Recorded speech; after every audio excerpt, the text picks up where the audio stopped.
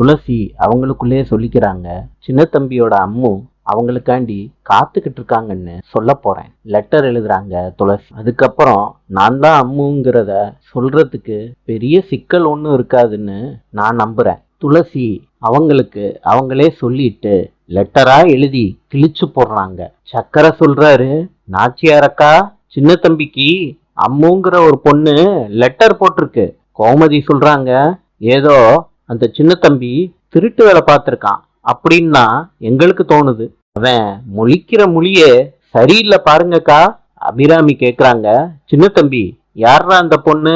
குணசேகர் சொல்றாரு, லெட்டரை வச்சுக்கிட்டு நான் திரும்பவும் சொல்றேன், இந்த லெட்டர்ல ஏதோ தில்லுமுள்ளு வேலை இருக்கு.